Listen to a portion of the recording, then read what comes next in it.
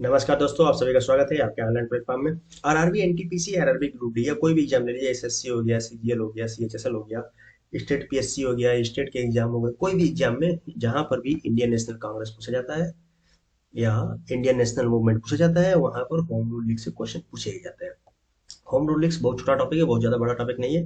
15 से 20 मिनट में ये कंप्लीट हो जाएगा। एक एक टॉपिक आपको मैं कंप्लीट करवाते चल रहा हूँ। प्रीवियस वीडियो जो आप देखिएगा उसमें आपका काफी टॉपिक जो है कंप्लीट करवाया जा चुका है। इंडियन नेशनल कांग्रेस स्थापना वगैरह बाकी जो भी चीजें उससे रिलेटेड चीजें हैं। उसके बाद फिर आप देखिएगा स्वदेशी आंदोलन, उसके बाद बंग भंग आंदोलन, उसके बाद फिर मुस्लिम लीग हो गया, उसके बाद फिर दिल्ली दरबार हो गया। आज home rule league, home rule आंदोलन कर रहे हैं। देखिए, वीडियो हम बड़ा नहीं कर रहे हैं, वीडियो छोटा कर रहे हैं इसलिए क्योंकि आपको देखने में समस्या ना हो, किसी भी तरह से कहीं भी घूमते फिरते जो भी हो माइक के ईयरफोन कान में लगा करके सुन करके एक दो बार सुन लेंगे, आपको ये तैयार हो जाएगा। ठीक, होम रूल लीग आंदोलन। इसको मैं शुरू करने से पहले एक बात बोलना चाहूंगा कि देखो यार, पढ़ाई लिखाई कर लो, पढ़ लिख लोगे, एक बार जी जान लगा के पढ़ाई लिखाई कर लो, बस एक बार तैयारी कर लो बढ़िया से, आपका सिलेक्शन पक्का होगा। सिलेक्शन से कोई नहीं रोक सकता। देखो, कभी सिलेक्शन इसलिए नहीं रुका है किसी का कि उसने पढ़ाई लिखाई बहुत ज्यादा किया इसलिए। सिलेक्शन इसलिए रुकता है कि वो पढ़ते नहीं है, रिवीजन ठीक से नहीं करते हैं। बस जिस दिन आप रिवीजन बढ़िया से कर लेंगे ना, देखिए अब क्या है ना, मटेरियल बहुत ज्यादा खोजते रहते हैं यूट्यूब में, तो मटेरियल खोजना बंद कीजिए और पढ़ाई करना शुरू कीजिए। अगर आप पढ़ाई कर ले रहे हैं, एक बार एक बार मन लगा के बस केवल आप देख लीजिए, टॉपिक को पढ़ लीजिए, आपका हो जाएगा। उसको एक बार, दो बार, तीन बार रिवीजन कर लीजिए, एग्जाम से पहले एक बार रिवीजन कर लीजिएगा, हो जाएगा। तो बस कुल मिलाकर हम यही कहेंगे, पढ़ाई लिखाई मन लगा के करिए। घर वाले का जो भी सपना है, घर वाले जो मेहनत कर रहे हैं आपके लिए, आपको जो इतना समय दे रहे हैं और आपको दे रहे हैं मौका पढ़ाई लिखाई करने के लिए और अपना जीवन सुधारने के लिए, तो मौका को आप हाथ से ना जाने दें, इसको आप सदुपयोग करें। ठीक है, चलिए आपसे एक ही रिक्वेस्ट रहेगा कि आप चैनल को सब्सक्राइब कर लीजिए और लाइक कर लीजिए और शेयर कर दीजिए। शेयर कीजिए चाहे ना कीजिए, लाइक कीजिए चाहे ना कीजिए, लेकिन सब्सक्राइब कर लीजिए। क्यों? वो इसलिए क्योंकि मैं जो भी चीजें अपलोड करूंगा वो सिर्फ चीजें आपके पास डायरेक्ट पहुंचेगी। हाँ, सब्सक्राइब करने के बाद जो है ना कि आप बेल आइकन को भी प्रेस कर लीजिएगा। ये जो घंटा लटका रहता है, ये घंटा को आप दबा दीजिएगा एक बार। ठीक, तो घंटा बजा देंगे। जैसे आप घंटा बजाएंगे तो हम जो भी चीज यहाँ डालेंगे वो घंटा आपके पास बज जाया करेगा बार बार। ठीक, तो वो आपके पास पहुंच जाएगा और आप उसको देखिएगा। देखिएगा तो आपको जरूर फायदा होगा। एग्जाम के ओरिएंटेड ऐसा भी चीज कुछ भी ऐसे अलग अलग चीज नहीं है। अलग अलग चीज देखना बंद कीजिए, एग्जाम से ओरिएंटेड चीज पढ़िए, फोकस करके टू द पॉइंट जो भी एग्जाम में पूछा जाता है उससे। चलिए, होम रूल आंदोलन, होम रूल मूवमेंट। सबसे पहले तो आपको बता दें, एक बहुत कंफ्यूजन होता है लोगों को कि भैया दो लोग हैं, एक तो तिलक जी हैं और एक जो है बेसेंट, एनी बेसेंट। तो तिलक जी और एनी बेसेंट जी, तिलक जी ने होम रूल लीग की स्थापना की थी। भारत में होम रूल लीग की स्थापना इन्होंने किया था क्योंकि ये अप्रैल 1916 में पुणे में होम रूल लीग की स्थापना की। लेकिन एनी बेसेंट का बात किया जाए तो इन्होंने होम रूल आंदोलन का स्थापना किया था। किसका? होम रूल आंदोलन। यहाँ पर हम क्या बात कर रहे हैं? होम रूल आंदोलन, इससे संबंधित जो भी चीजें हैं। ठीक, तो अब आप कहिएगा कि सर तिलक ने ये किया, ये हम कैसे बोल रहे हैं तिलक ने होम रूल लीग? कि देखिए, जब होम रूल लीग की स्थापना हुआ 1916 में, तो तिलक ने पहले किया था और एनी बेसेंट ने सितंबर में किया था। कहाँ पर? मद्रास वाली एरिया में। ठीक, तो यहाँ से ये कंफ्यूजन बहुत होता है और क्वेश्चन ही पूछ लेता है कि होम रूल आंदोलन की स्थापना सबसे पहले किसने की थी भारत में? तो वो है Annie Besant. Home rule league की स्थापना सबसे पहले किसने की थी? तो वो है तिलक। Doubt clear? चलिए आगे बढ़ते हैं। देखिए, होम रूल आंदोलन, होम रूल मूवमेंट। पहली बात तो ये आयरिश शब्द है। ठीक, आयरिश शब्द हो गया। दूसरी बात, किसी देश या क्षेत्र का स्वशासन का अधिकार, मतलब कि कोई भी एक, सपोज डेट हमारा भारत ही लीजिए। ठीक, ये हो गया हमारा प्यारा भारत।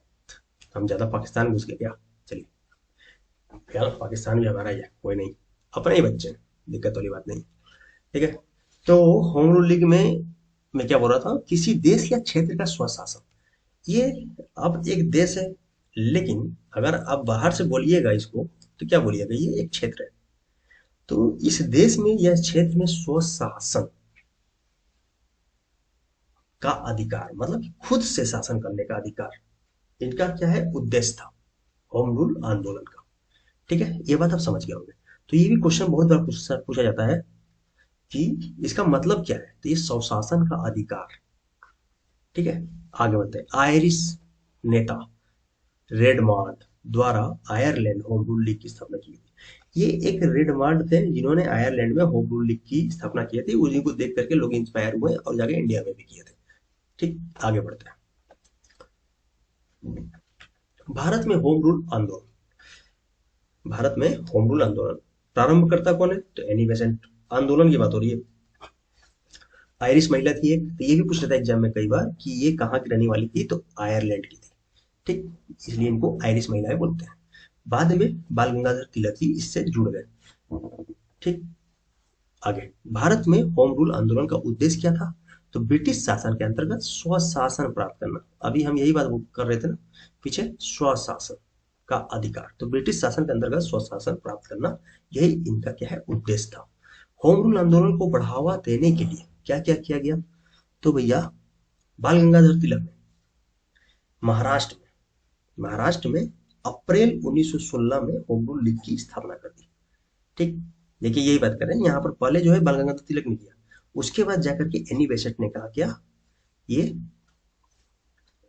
अखिल भारतीय होम रूल मतलब ऑल इंडिया होम रूल की स्थापना करते हैं सितंबर 1916 में। कौन, एनी बेसेंट जी।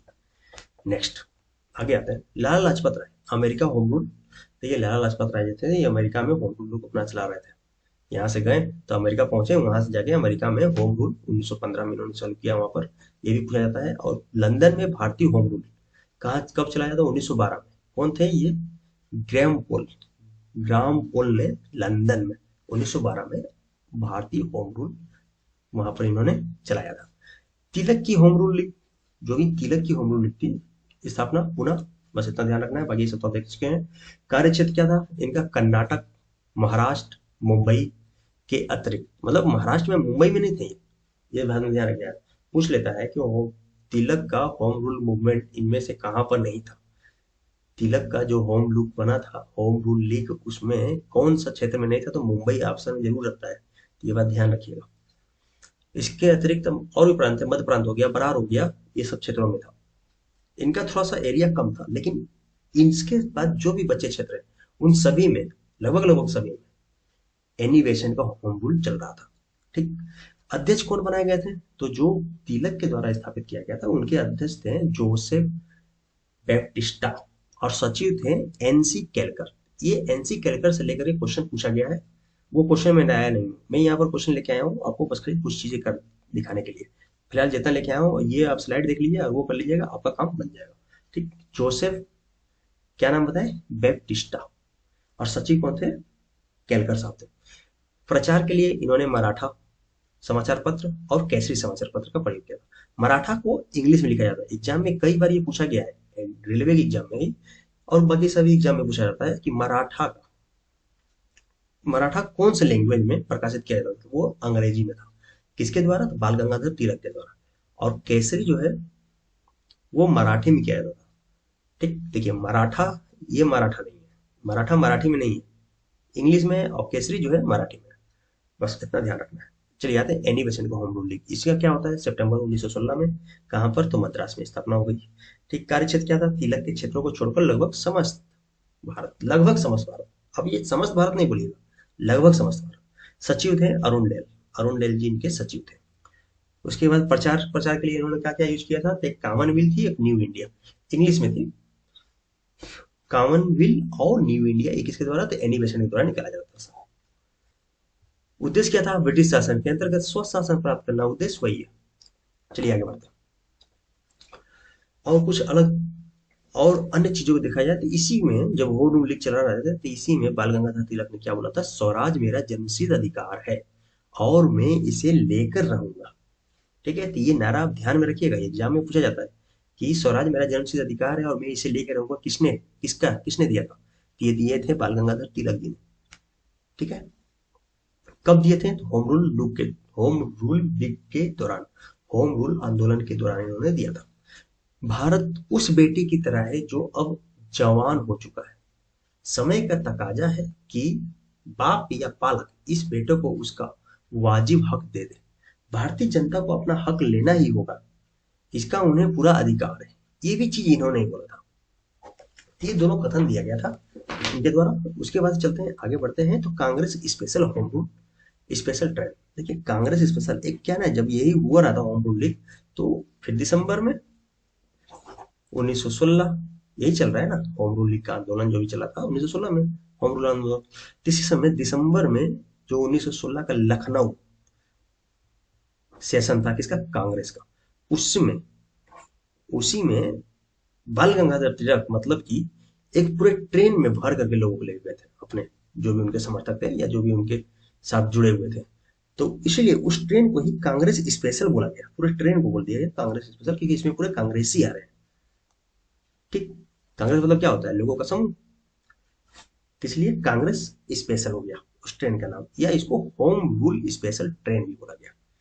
ठीक है। कांग्रेस के लखनऊ अधिवेशन में तिलक के समर्थक आए थे, वही बात है, तिलक के समर्थक जो है यहाँ पर लखनऊ सेशन में आए थे।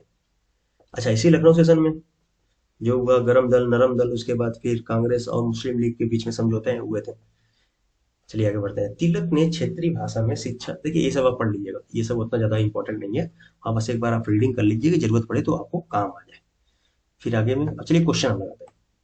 1915 से 16 में स्थापित होम रूल लीग निम्न में से किसकी सहायक इकाई के रूप में काम करती थी? तो किसकी? कांग्रेस। अभी आपने देखा भारतीय राष्ट्रीय कांग्रेस की। चलिए, अरे यार ब्रिटिश राज्य की सहायता के लिए इतना आंदोलन करेगा सब, बताओ खुद सोचो। मुस्लिम लीग जो कि पल्ले से पल्लू झाड़ चुका है, वो पहले ही चाह रहा है कि नहीं हम अलग रहेंगे, हमको सब कुछ अलग अलग चाहिए, अलग बाप चाहिए, अलग बेटा चाहिए, अलग माँ चाहिए, सब कुछ अलग अलग चाहिए उसको। ठीक, तो वो तो ऐसे करेंगे। देखिए यहाँ पर कोई किसी से पर्सनली मजाक नहीं मत समझिएगा, बस ऐसे बोला जा रहा है क्योंकि यार देखो मुस्लिम लीग ने तो बहुत सारे ब्रिटिशों के साथ मिलजुल करके ही ना मुस्लिम लीग की स्थापना किया, जबकि मुसलमान लोग नहीं थे।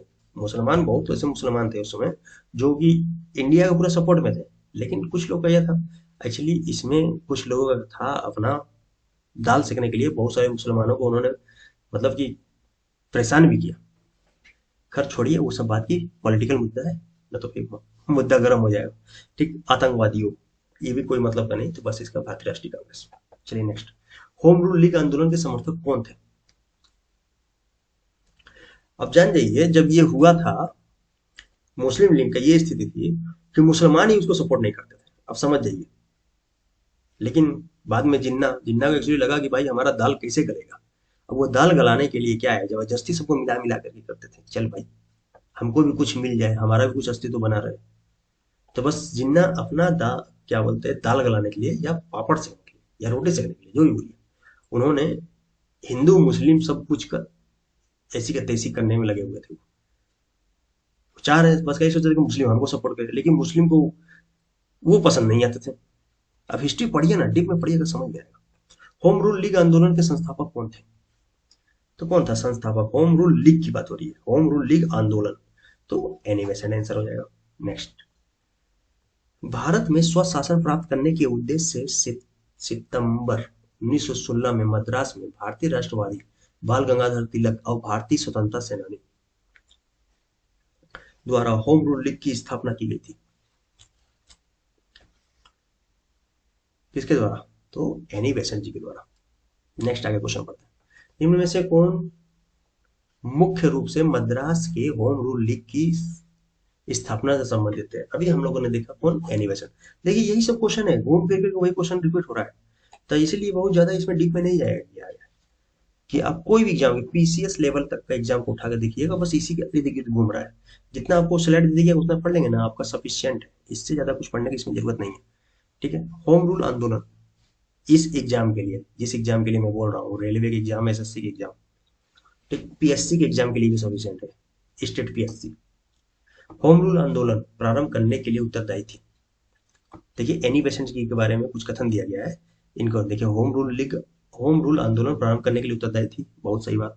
थियोसॉफिकल सोसाइटी की स्थापना के लिए, देखिए ये तो नहीं दिया, ब्लाडी बस्टर और क्या नाम था यार उनका, कर्नल करके कुछ ऐसे ही था, दो लोग ये थे थियोसॉफिकल सोसाइटी के लिए। फिर इंडियन नेशनल कांग्रेस की एक बार अध्यक्ष रह चुकी है, जाहिर सी बात, एकदम करेक्ट बात है। ये कब रही है? तो सन 1917 की बात है, कलकत्ता अधिवेशन, जब मैंने कांग्रेस सेशन बताया था तो उसमें बताया था कलकत्ता अधिवेशन में इन्होंने अध्यक्षता किया था, और ये पहली महिला थी जो कि भारतीय राष्ट्रीय कांग्रेस की अध्यक्ष बनी थी। तो यहाँ से ऑप्शन जो हो जाएगा वो हो जाएगा कौन सा, तो ऑप्शन हो जाएगा सी। नेक्स्ट, निम्नलिखित में कौन होम रूल आंदोलन से नहीं जुड़ा हुआ था, कौन नहीं जुड़ा हुआ था? चित्तरंजन दास, आगे देखते हैं, एनी बेसेंट तो जुड़े हुई थी, बाल गंगाधर तिलक, इतने बार इन दोनों का नाम सुन चुके हैं। सुब्रमण्यम अय्यर, देखिए सुब्रमण्यम अय्यर जो थे वहां के मतलब कि अध्यक्ष बनाए गए थे, ठीक, तो ये भी थे। तो कुल मिला जुला के इसमें ऑप्शन जो हो जाएगा चित सी आर दास।